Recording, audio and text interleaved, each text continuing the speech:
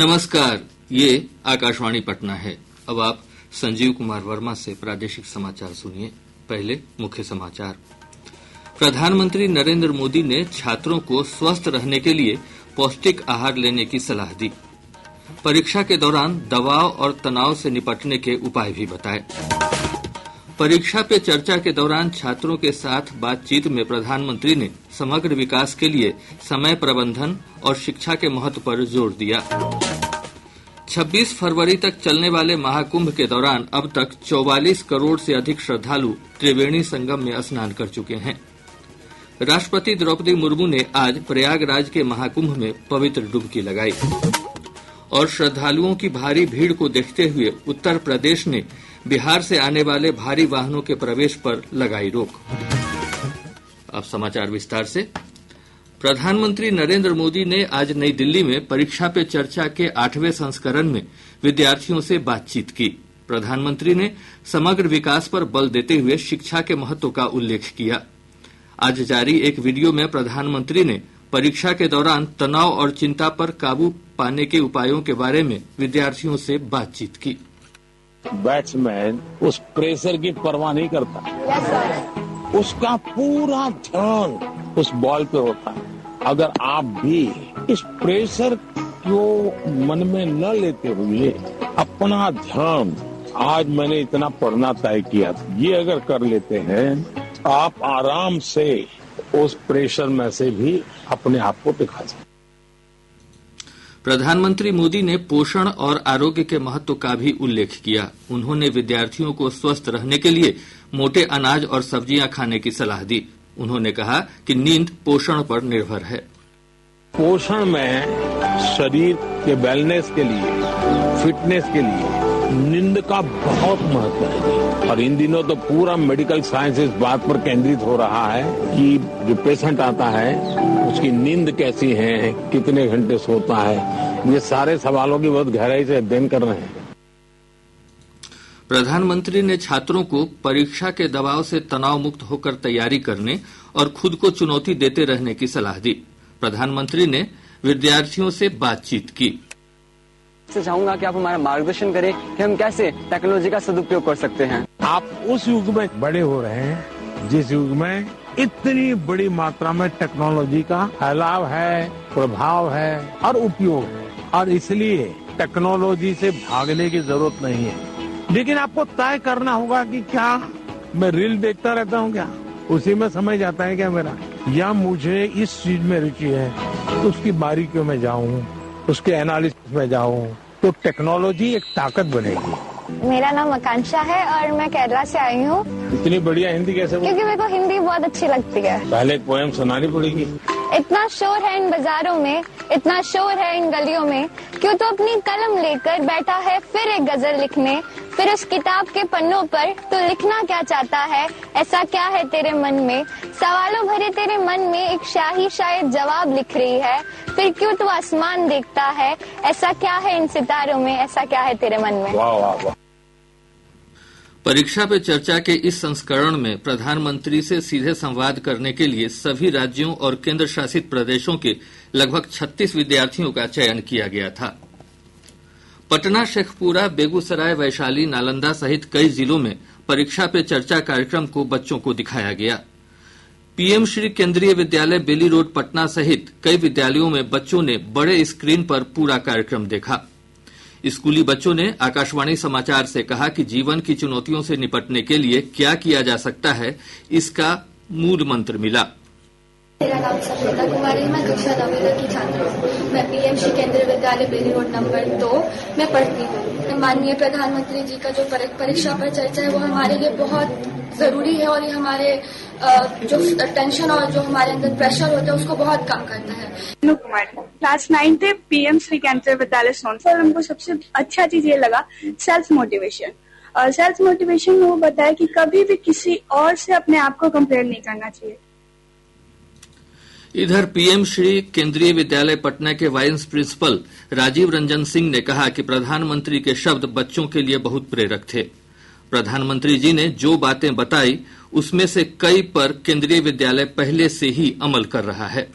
शिक्षकों से भी संवाद करते हुए उन्होंने कहा कि बच्चों की यूनिकनेस को रिगार्ड करें, यानी होलिस्टिक डेवलपमेंट का मतलब है सर्वांगीण विकास। बच्चों को वो करने दे जिसमें वो सक्षम है। और वैसे भी मेरा मानना है कि इंटेलिजेंस IQ से नहीं EQ से और SQ से भी बनता है। गया जिले के विराज कुमार ने परीक्षा पे चर्चा कार्यक्रम में प्रधानमंत्री से साक्षात मुलाकात की और लीडरशिप पर सवाल किए। बाद में आकाशवाणी समाचार से बातचीत में विराज ने कहा कि यह एक बेहतरीन अनुभव था। ये भाग लेने का मौका मिला, और भाग लेने का मौका ही नहीं मिला बल्कि सर मैं अकेला छात्र हूँ बिहार प्रदेश का, जहाँ मुझे बिहार को लीड करने का मौका मिला, अपनी बातों को रखने का मौका मिला। केंद्रीय जल शक्ति मंत्री CR पाटिल ने कहा कि स्वच्छ भारत ग्रामीण अभियान के तहत 12 करोड़ शौचालयों के निर्माण के बाद 3 लाख बच्चों की जान बचाई गई है। आज राज्यसभा में प्रश्नकाल के दौरान पूरक प्रश्नों का उत्तर देते हुए उन्होंने कहा कि स्वच्छ भारत अभियान के तहत चलाए गए जागरूकता अभियान के कारण शौचालयों के उपयोग के संबंध में 7 करोड़ लोगों के व्यवहार में बदलाव आया है। 2014 से शुरू हुआ स्वच्छता अभियान, उसके अंदर 38% जब तक का टॉयलेट बने हुए थे, उसके बाद 5 साल के अंदर करीब 100% तक वहाँ पर पहुँचा गया है। अभी तक 100% जो बना है, मगर लास्ट ईयर में हमने जो एक अभियान चला था उसके अंदर करीब 3.5 लाख टॉयलेट जो नए घर बने थे उनको देने थे, तो उसको भी सिर्फ 20 दिन के अंदर उनको सैंक्शन करके उनका भी टॉयलेट बनाने का काम शुरू हुआ है। केंद्रीय सूक्ष्म लघु एवं मध्यम उद्यम मंत्री जीतन राम मांझी ने कहा है कि केंद्र सरकार देश के सभी राज्यों में पात्र व्यक्तियों को इस योजना का लाभ देने के लिए कानून लाने पर विचार कर सकती है। श्री मांझी ने राज्यसभा में प्रश्नकाल के दौरान पूरक प्रश्नों का उत्तर देते हुए कहा कि PM विश्वकर्मा योजना का उद्देश्य अपने हाथों और औजारों से काम करने वाले कारीगरों और शिल्पकारों को शुरू से अंत तक सहायता प्रदान करना है। NDA संयुक्त कार्यकर्ता सम्मेलन में भाजपा के प्रदेश अध्यक्ष डॉक्टर दिलीप जायसवाल ने दावा किया कि आगामी विधानसभा चुनाव में NDA गठबंधन फिर से भारी जीत हासिल करेगा।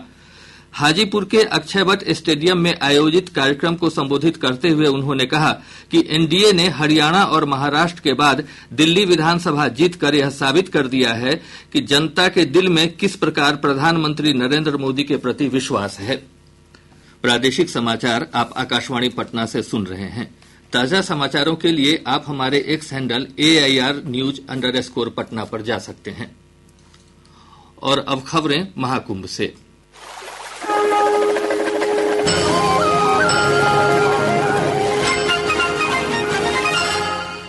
राष्ट्रपति द्रौपदी मुर्मू ने आज महाकुंभ में त्रिवेणी संगम में पवित्र डुबकी लगाई।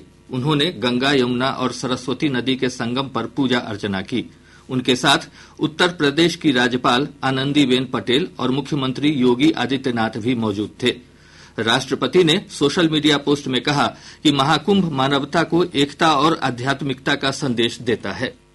दुनिया के सबसे बड़े आध्यात्मिक समागम में देश विदेश की प्रमुख हस्तियां इस पवित्र संगम में आस्था की डुबकी लगा रहे हैं। अपनी यात्रा के दौरान राष्ट्रपति मुर्मू नाव के द्वारा त्रिवेणी संगम पहुंची और सार्वजनिक पक्षियों को दाना खिलाया। इसके बाद राष्ट्रपति ने प्रयागराज में अक्षयवट और बड़े हनुमान मंदिर का दर्शन किया। वहीं डिजिटल महाकुंभ अनुभूति केंद्र के माध्यम से उन्होंने आधुनिक तकनीक के जरिए महाकुंभ की गहराई को भी समझा। इससे पहले उपराष्ट्रपति जगदीप धनखड़ और प्रधानमंत्री नरेंद्र मोदी ने भी त्रिवेणी संगम में पवित्र डुबकी लगाई थी। 13 जनवरी से शुरू हुआ महाकुंभ का मेला 26 फरवरी तक चलेगा और अब तक 44 करोड़ से अधिक श्रद्धालु त्रिवेणी संगम में स्नान कर चुके हैं। दीपेंद्र कुमार, आकाशवाणी समाचार, प्रयागराज।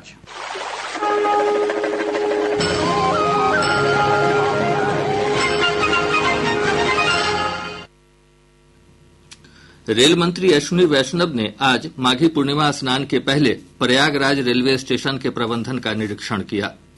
संवाददाताओं से बातचीत में श्री वैष्णव ने कहा कि सरकार ने महाकुंभ के लिए शहर के 8 रेलवे स्टेशनों पर व्यापक प्रबंध किए हैं। कल प्रयागराज जंक्शन से 330 गाड़ियां निकली है और आज भी बहुत ही व्यवस्थित तरीके से चल रहा है। जैसा आपने वॉर रूम के इसमें देखेंगे, कहीं पे कोई दिक्कत नहीं है। अगर कहीं पे कोई र्यूमर्स फैलाने की कोशिश करे तो उसको नहीं सुनना है, उस पर ध्यान नहीं देना है। सब कुछ व्यवस्थित तरीके से चल रहा है। श्रद्धालुओं की भारी भीड़ को देखते हुए उत्तर प्रदेश ने बिहार से आने वाले भारी वाहनों के प्रवेश पर रोक लगा दी है। उत्तर प्रदेश के चंदौली जिले की पुलिस ने कैमूर पुलिस को इस संबंध में सूचित किया है। कैमूर के पुलिस अधीक्षक हरिमोहन शुक्ला ने इस दिशा निर्देश के आलोक में लोगों से अपनी यात्रा की योजना बनाने की अपील की है। मुख्यमंत्री नीतीश कुमार ने आज प्रगति यात्रा के क्रम में नवादा जिले में 211 करोड़ रुपए से अधिक राशि की 202 विकास परियोजनाओं का उद्घाटन और शिलान्यास किया। श्री कुमार ने घोषणा की कि नूतन नवादा के तहत एक ही जगह पर विभिन्न संस्थानों का निर्माण किया जाएगा। मुख्यमंत्री ने जीविका दीदियों से संवाद करते हुए कहा कि आपकी बदौलत लोगों की पारिवारिक और सामाजिक स्थिति में काफी सुधार हुआ है। पछुआ हवा की गति कम होने के साथ ही प्रदेश में ठंड का असर कम होने लगा है। मौसम विभाग के अनुसार अगले 3 दिनों के दौरान न्यूनतम तापमान में बढ़ोतरी की संभावना है। मौसम विज्ञान केंद्र पटना के अनुसार अगले 48 घंटों के दौरान न्यूनतम तापमान में 2 से 3 डिग्री सेल्सियस की क्रमिक बढ़ोतरी होने की संभावना है।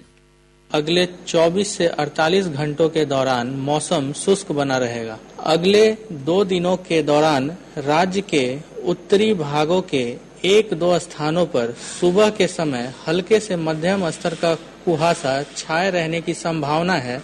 अगले 48 घंटों के दौरान राज्य के न्यूनतम तापमान में 2 से 3 डिग्री सेल्सियस की क्रमिक वृद्धि होने की संभावना है। तत्पश्चात अगले 48 घंटों के दौरान तापमान में 2 से 4 डिग्री सेल्सियस की गिरावट होने का पूर्वानुमान है। राज्य में जमीन सर्वे के लिए रैयत 21 फरवरी तक ऑनलाइन माध्यम से स्वघोषणा और वंशावली जमा नहीं करवा सकेंगे। सर्वर में किए जा रहे बदलाव के कारण राजस्व और भूमि सुधार विभाग ने यह निर्णय लिया है। भू अभिलेख और परिमाप निदेशालय ने रैयतों से कहा है कि वे जमीन की स्वघोषणा अंचल स्थित शिविर कार्यालय में जाकर ऑफलाइन जमा करा सकते हैं। स्वघोषणा जमा करने की ऑनलाइन व्यवस्था 22 फरवरी से शुरू होगी। गौरतलब है कि प्रदेश में मार्च 2025 तक स्वघोषणा जमा करने का प्रावधान किया गया है। अब तक 78 लाख रैयत स्वघोषणा जमा करवा चुके हैं। पूर्वी चंपारण जिले में आज मुख्यमंत्री बालिका कैंसर प्रतिरक्षण योजना के तहत सदर अस्पताल स्थित एमसीएच भवन में टीकाकरण शुरू हुआ। इस योजना के तहत 9 से 14 आयु वर्ग की लड़कियों के सर्वाइकल कैंसर से बचाव के लिए एचबीपी वैक्सीन दी जा रही है। पश्चिम चंपारण जिले के एनएच 727 पर एक टेम्पो और कार के आमने सामने हुई भीषण टक्कर में एक महिला की मृत्यु हो गई, वहीं 5 लोग गंभीर रूप से घायल हो गए। अररिया जिले की पुलिस ने वाहन चेकिंग अभियान चलाकर जुर्माने के रूप में 50,000 से अधिक की वसूली के साथ कई वाहनों को जब्त भी किया है। सशस्त्र सीमा बल 48वीं वाहिनी ने नेपाल से भारत में हो रही तस्करी को विफल करते हुए मधुबनी में 2 तस्करों को गिरफ्तार किया है।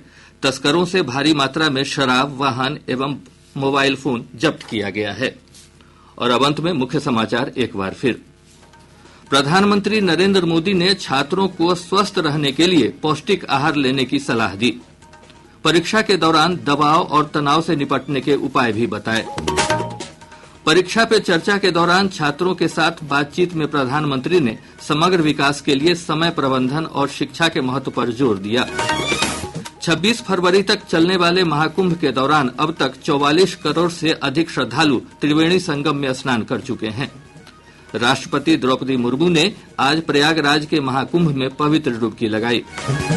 और श्रद्धालुओं की भारी भीड़ को देखते हुए उत्तर प्रदेश ने बिहार से आने वाले बाहरी वाहनों के प्रवेश पर लगाई रोक।